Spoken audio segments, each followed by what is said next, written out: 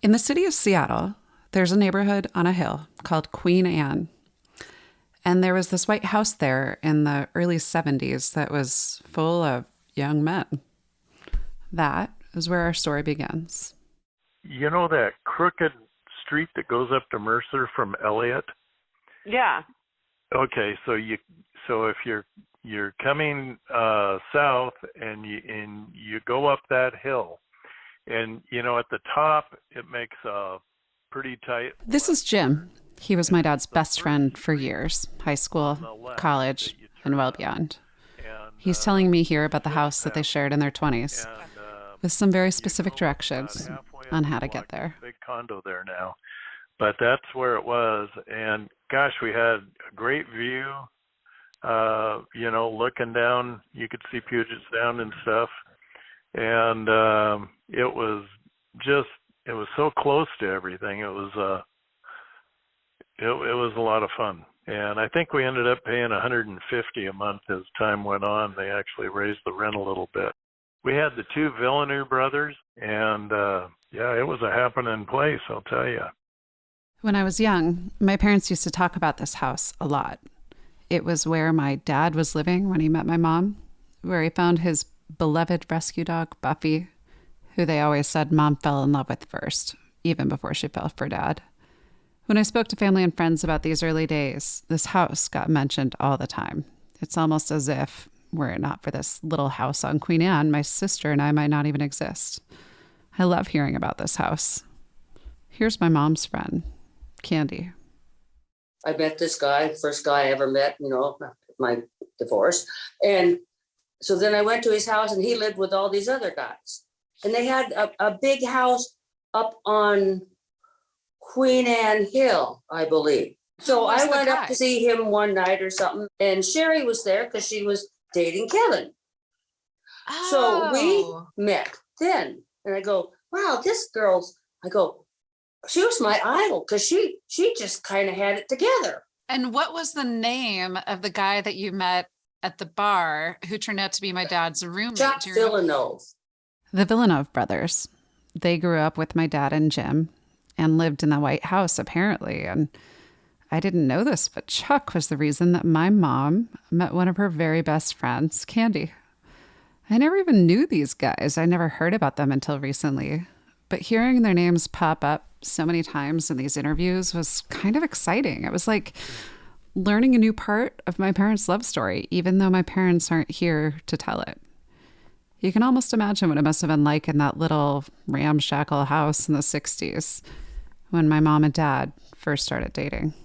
I think the first time I ever saw Sherry was when he brought her over to the house on the back of his motorcycle. And she, was real outgoing, she made up for any quietness in the room. I mean, she was always, always had something to say for sure. And here's my dad's little brother, Del. He moved in with Jim Mooring and the Villeneuves, and I would go down to his house quite a bit. And I spent my prom night down there. Then Cher came into the picture, and she had an apartment someplace. I remember going there. I don't know if it was on the east side or whatever, but he had just met her. And so then she started being around more and more of the family get-togethers, a lot more. And then they got married. Did people like Mom when she started coming around? Oh, yeah. Get along with your parents? I know that she and Nana did. Yeah. Yeah, no, everybody got along with Sherry. My dad and, Gail and Kathy, they all got along together. And it was really sad in the end when they were breaking up. I realized as I got into this stuff that maybe I had gotten ahead of myself. While that house on Queen Anne was definitely where their story really began, there was a lot that happened even before this place came into the picture. A lot that shaped who my parents each were when they met, and the things that they did later on. So I want to dig a little further into the past to see who their parents were, to what they carried with them even before they met, because I think that stuff matters. For better or worse, what happens to us as kids shapes our mindsets for our whole lives. So in this episode, Chapter 2, we are going to look into my dad's background.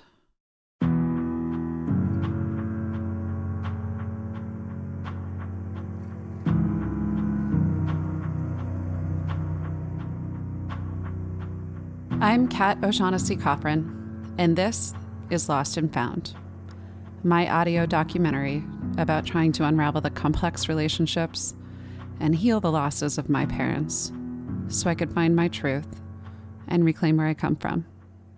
This is Chapter 2, The O'Shaughnessy's of Queen Anne. To get started on fact-checking the past, I turn to the one person who always has to humor me, no matter what weird ideas I cook up. My sister, Jen. So one thing I wanted to see if you would do with me in this conversation is see if we can piece together the story, their story. I had a lot of questions. The first one I had is where were they both born? Well, Dad was born in Canada. Where? Do you know? Was it Vancouver or was it like somewhere else? Saskatchewan, I think, right? Well, Isn't that's that where the Nana was from. We were already disagreeing.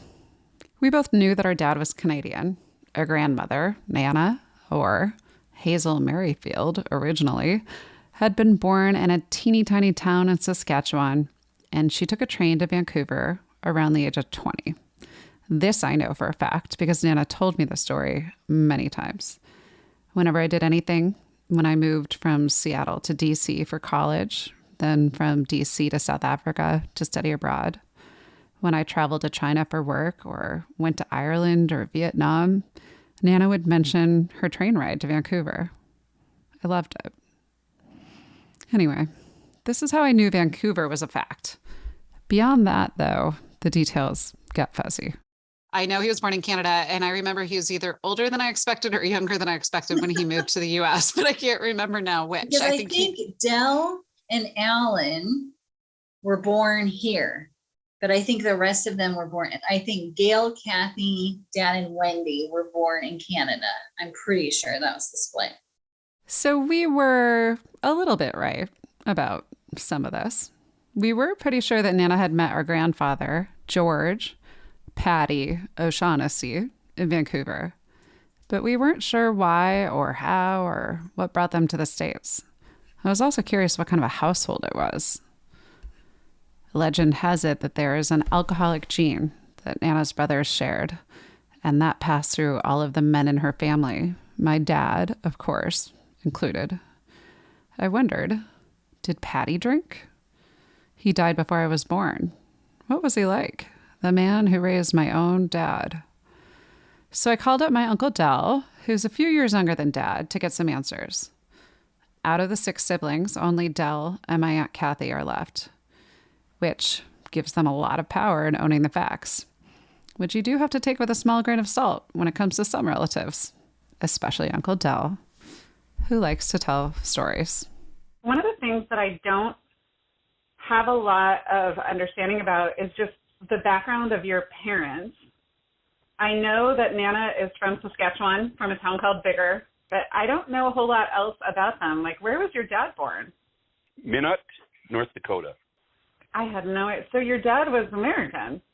Yeah. Wow. Yeah, and then he was he was a merchant marine for a long time. And I didn't know that. Yeah, he was he was around the world. He did a lot of international on a boat, but then he came back to work in Canada, in Vancouver, in the boatyards up there, the shipyards. Oh. You know, where all that asbestos was. And I think that's where they met, was in Vancouver. And then we lived there for, I think everybody was born, we were all born there, except for Alan. And at some point in time, we moved down to Seattle. And that's all I remember is Queen Anne Hill. I don't remember living up in Vancouver or anything. So really quickly, just going way back. So your dad was George. What was his middle name? Do you know? George Howard O'Shaughnessy. Everybody called him Patty. Because when he Right. was young, he was fat, and they called him Fatty. And as he grew up, they just changed it to Patty. Was he fat when he was older? No? So that's Uncle Del. I mean, I always thought that he was called Paddy because he was an Irishman with a very Irish name. But who knows? Maybe this Paddy, fatty thing has some merit. I may never know. Either way, I did learn some other new things in this conversation. And did he have like siblings? Do you know anything about his family growing up in North Dakota? I don't know anything about his family, anything about his parents. I never knew anything about him because they shipped him out when he was just a child. He went to like a military school for a while, or boarding school or something like that. But then as soon as he could, he ran away or left and went to sea. And he spent years at sea. Did your dad drink? You know, I never remember him ever drinking. I do remember him smoking, but they even quit that at an early age. So what I started to piece together here, thanks to Del and also to my cousin Teri, who grew up near the family and was not much younger than some of the siblings, was this. My grandparents were blue-collar workers during those years on Queen Anne. Nana ran an in-home daycare and worked in the lunchroom at the local high school that most of her kids attended. Patty became a truck driver and later a janitor. It doesn't sound like they were wildly affectionate, so much as sensible and hardworking parents who always left her dinner warm in the oven if you got home late from sports or work or other school activities. I remember Nana's dry sense of humor and how she was the center of her whole family. All three of her sons struggled with alcohol. And my Uncle Alan, the baby of the family, tragically jumped off the Aurora Bridge in 2002. My dad was the only one in the family to finish college and then grad school, and the only one to become a cop.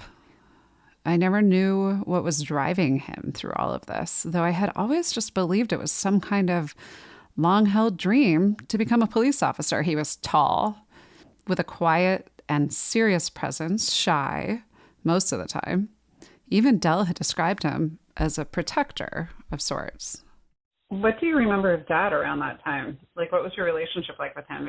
I remember a lot. You know, we were just, like I say, I just kind of followed him around, really. He was kind of a protector in a way.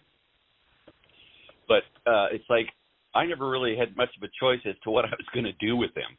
You know, okay, Dad, we're going to do this. Okay, now we're going to do that. And, you know, he always had paper out, and all of a sudden I was his little assistant paper boy kind of thing. So was it a surprise to anybody that he decided to become a police officer? He didn't study criminology in college. Oh, he didn't. He was a business major. And then he got out of, when he graduated from the UW, he got out, and because of his draft status, he couldn't get a job. He was number 43, and who's going to hire somebody when they're drafting all young men to go die in another country? So that's when Jerry said, well, you should go down and apply with the sheriff's department, because if you're working there and you do get drafted, you can always get the job back when you come back again. That's so interesting, because I had just always envisioned him kind of always wanting to be in law enforcement. No, I just but think it was less intentional. Yeah. I think Jerry was the main influence. And, you know, Kevin was really smart. I mean, I always was amazed sometimes when he'd figure stuff out. So Jerry is my uncle. He married my dad's oldest sister, Gail, and he is Teri's dad. He was also a cop, and he was at the King County Sheriff's Office long before my dad. And as it turns out, he was the one who brought Dad into the police force, which is a little bit different than the lifelong passion I had been imagining. Teri was only about 12 years younger than my dad, and she grew up just down the street from the other siblings. She also described Dad as a protector type, but she had some other things to say. Kevin was always kind and gentle and, you know, just I never would have guessed that he had police officer in him. I mean, honestly, it was it was baffling to me, and to some degree, I can't say that I spent tons of time thinking about it, but I definitely thought about it. It's just like, huh. Because I would have thought that he would have gone into something, he would have made a great vet or something along that line, Yeah. You're right. He could just work with animals and, fix things his best, because I saw him, but maybe it was my perspective of not being in like a really comfortable house, and he always made it more comfortable that, and even though I love cops and stuff, he just doesn't have that, like, and my dad doesn't either. He had an empathetic part to him that was, dominant, I think, over most cops have to have a little bit more killer attitude to survive it, I think, without mental, stress. So here's this guy who's smart and bright. This is something referenced by every single person I spoke to. He studies at business at UW, and he gets a very low draft number for Vietnam. He never wanted to go to war. He didn't support the war. Maybe he never even wanted to hold a gun. I don't know. But he also loved animals. Teri mentions the vet idea, which struck me because growing up, we would call Dad Dr. Doolittle. He collected pets. We had goats, chickens, even a weird little pony named Queenie. We had dogs and cats, strays that showed up in the woods and came to be ours. Dad loved animals his entire life. What if Vietnam hadn't happened? What would he have done with that business degree? Would he have been a cop, or would he have been something else? What if he hadn't been shot? How might everything have played out differently, or would it have? I've spent so long putting so much emphasis on that damn shooting that I never stopped to consider whether the weight that I had given it was real.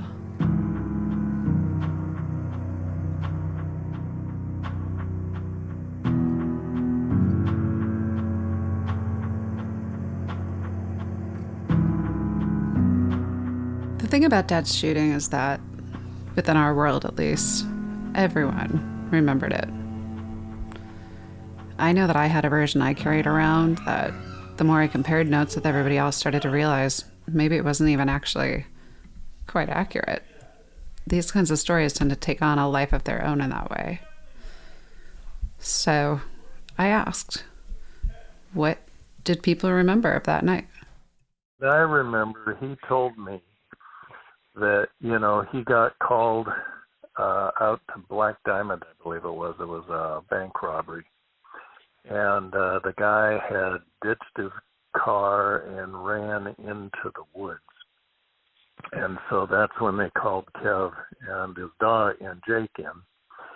And so he said Jake's way out in front of him. And so anyway, by the time Kev got there, I believe the dog had already been shot. And but that kind of gave Kev, kind of gave away this guy's location, when that all happened. So he ends up, and what I really remember is that he said they were trading shots at each other.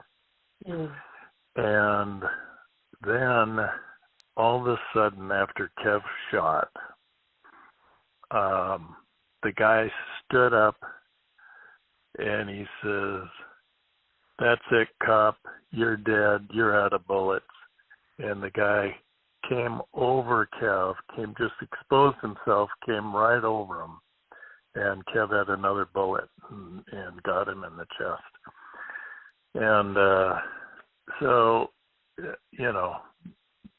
the guy must not have done too well in math or something, because he miscounted.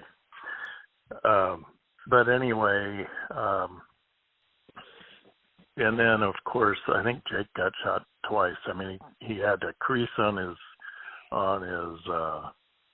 skull, as I recall, and then he had another shot in his shoulder or something. Does that sound right? Yeah. Yeah. Actually, what I had thought was that Dad got shot twice in his shoulder and his hip. And then the dog had jumped in to take the last 2 bullets. This is the story I've been telling as long as I can remember. But I realized as Jim was talking that maybe the story had warped a bit over time. Maybe I had let it evolve to be even a little more heroic. The story of this incredible dog saving a life. I also didn't know the part about the guy standing over Dad like that. Was that true? Did I not catch that before when Dad told me? Well, it turns out that it did happen, or something like it. I know because I found a recording of Dad himself telling the story in his own words. But we're not there yet. For now, I want to wrap up with 2 final discoveries that hit me really hard in relation to the shooting. The first was this comment from Jim that keeps rolling around in my head, especially in light of Teri's comments about Dad and his love for animals and his gentle disposition. You know, I think Kev was as upset about the dog as he was about anything else in the whole situation. But, you know, so traumatic to, you know, try to set that event out of your mind and continue with your life. I can't imagine what it takes to do all that. But it was a heroic day in his life, that's for sure.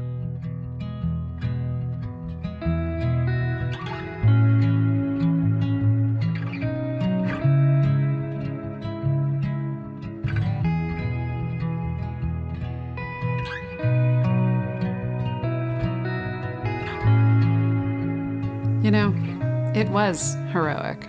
Of course it was. Everyone I spoke to had a memory of that moment. The moment they found out. As a kid, I remember Dad was on a local television show. He was in the newspapers. When Jake died many years after the shooting, he got a hero's funeral. And for years, I hung on to this hero's narrative. It helped me justify all the tragic things that followed. But it did a lot of damage too, more than I could even see until recently. And it was Teri who said the thing that maybe expanded my perspective the most. As I recounted my theory that the shooting was the event that broke my parents, that changed our trajectory, that stole my dad from us, she pointed out that, by his own account, Dad was an alcoholic even before that shooting took place. I just see them as very different, separated problems. The post-traumatic stress from the shooting and all of that absolutely contributed to the alcoholism. Would he have been able to be a good parent if he didn't have the shooting? Probably not. As long as any alcoholic drinks or does any drug, they're going to fuck up their life. It's just the way it is. And he would have been, unfortunately, as long as he drank, he was going to be a bad dad. Honestly, it wasn't until she said this, or actually, till later that night when I called my sister and I relayed this comment, that I'd even considered this. I spent so long wanting to use this shooting as the explanation for the ways that my dad let me down for my whole life. It allowed me to believe that he was a tragic hero, not an absentee father, not by choice. And you know what? He never asked me to do that. I think my dad blamed himself for the dissolution of our family even more than I did. And then meanwhile, I think maybe it distracted me from fully appreciating that other parent, the one who stayed, the one who, flawed though she was, inspired me, supported me, showed me unconditional love as long as she was able. My mom. And so I want to do justice to her story too and where she came from. And that's where we'll go next. In Chapter 3, Virginia or Mike.